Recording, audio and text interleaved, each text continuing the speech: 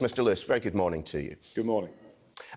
According to Boris Johnson, Jeremy Corbyn has let down his party and his country by aiding the Russian propaganda machine. I mean, in what way is that helpful? Actually, forget that. In what way is that true?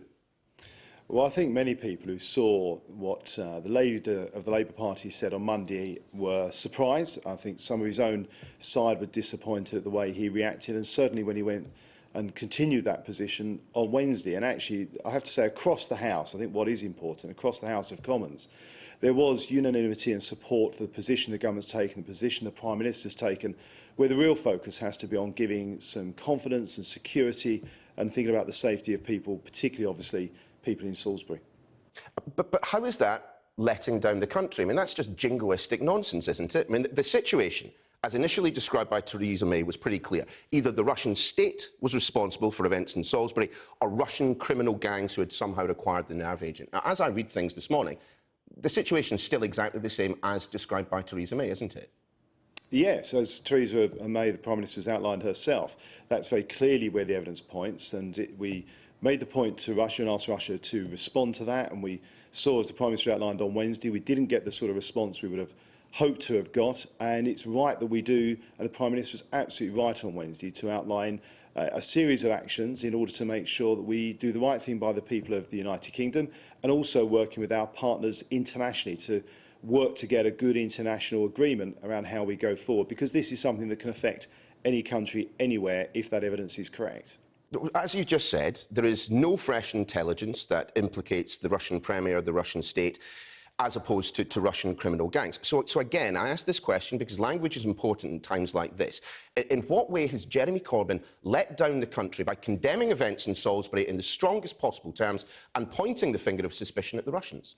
Well, actually, I think if you look back, the point the Prime Minister was making last week, and the point that the agencies have made, is that the evidence points towards the Russian state. And if it isn't the Russian state directly, then it is arguably because they have lost control of nerve gases and their system. And therefore, there is a responsibility for the Russian state. And that's why it's very clear. The Prime Minister's point was asking the Russian state to respond to this in a proper way that is internationally acceptable. And also, from our point of view, of course, protecting the safety and security of people in the United Kingdom. I mean, Mr Lewis, I'll note that once again you're studiously avoiding the point made by Boris Johnson that Jeremy Corbyn has in some way let down the country with the response that he gave in the House of Commons. I mean, look at the questions that he asked of Theresa May, many of which, frankly, I would have asked myself if I'd had the opportunity to put them to Theresa May after her statement. You know, what action is being taken with the OCPW? Can the Prime Minister outline the discussion she's had with NATO, EU, UN, their willingness for multilateral action? That's letting down the country. What discussion has she had with the Russian government? That's letting down the country. Well, actually, I think if you look at what happened in the House of Commons, both on Monday and Wednesday last week, was Labour backbencher after Labour backbencher backing the Prime Minister, and there was a very clear distancing between themselves and their leader, and actually even some of the front bench in some of their comments, arguably, I would say, stepping away from the position and the manner in which the leader of the Labour Party, Jeremy Corbyn, made his points. And the Prime Minister was very clear, actually, that she has been and is continuing to work with our international partners, including NATO and others. And obviously, as we've heard this morning, we've got to the chemical weapons being assessed, and the international agencies looking at coming to this country tomorrow to look at that. But it's very clear where the evidence points, and that's why the point was made that it is right that the Russian state should respond to that in a sensible way to support and help the work that we are doing on this. And we didn't see that happen, and that's why the Prime Minister took the actions that she did on Wednesday that she outlined to Parliament.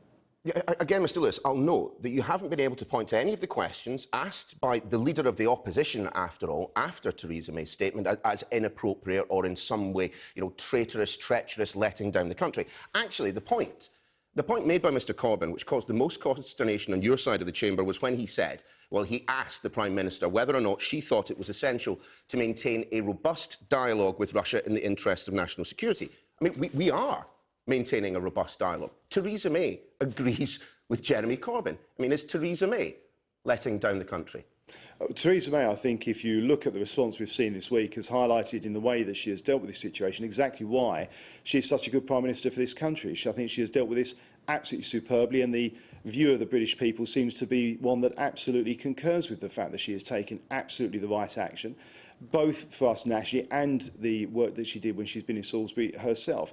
And she has made the point that we need to continue our role within NATO, because there are issues around the world where we need to work with our NATO partners, but that doesn't defer from the fact that we need to take a very strong position around what seems to be a foreign state's action on our territory. And we absolutely have to make the point that we've got to make sure that the security of the people of this country comes absolutely first and centre. And I did make the point in answering your previous question, in fact, more than once, that if you look at the tone and the way that things were discussed in the House of Commons, it was clear that there are members of the Labour Party, this is a matter for them, it's not something for me to comment on, that were taking a very different tone and position to that of their leader. And I leave that for other people to take a view about.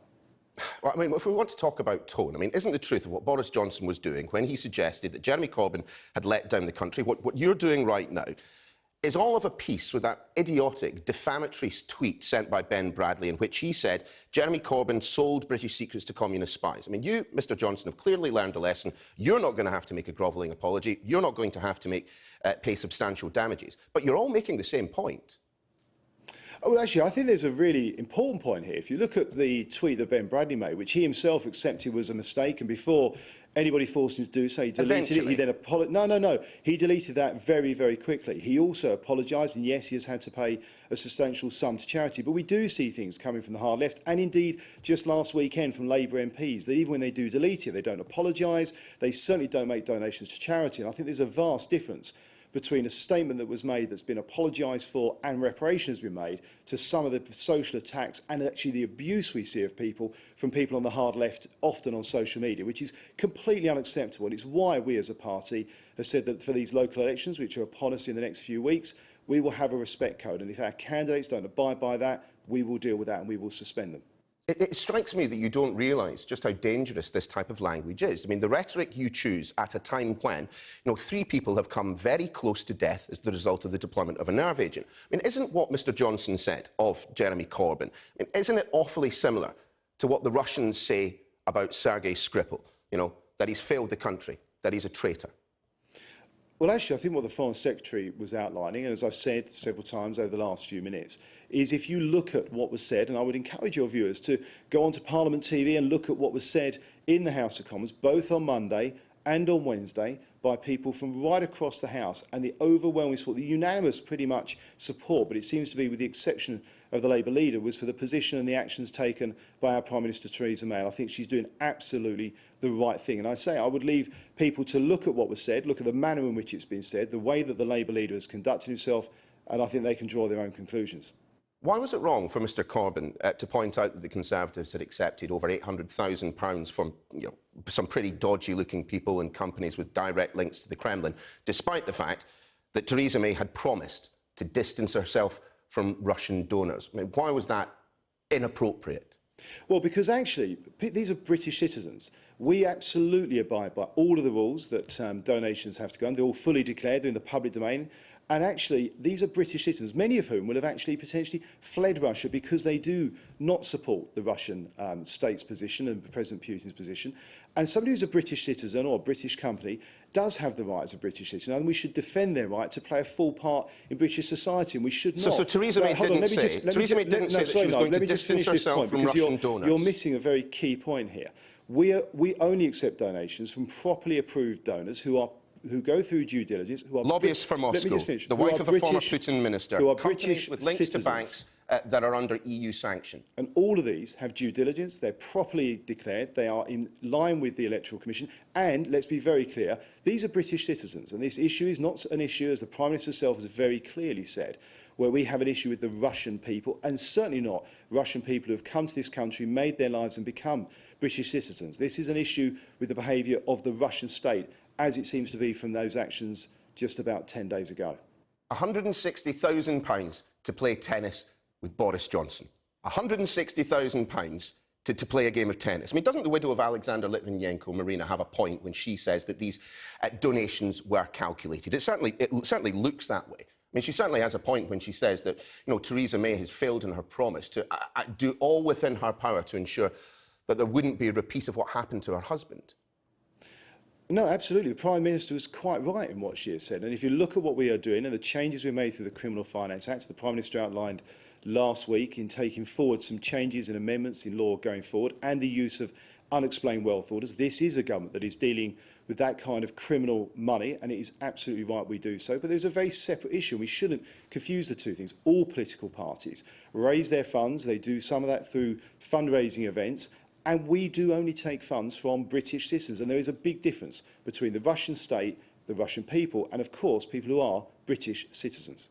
But just to be clear, as party chairman, you're telling me today that despite Theresa May promising to distance herself from Russian donors, you'll be more than happy to take their money in the future?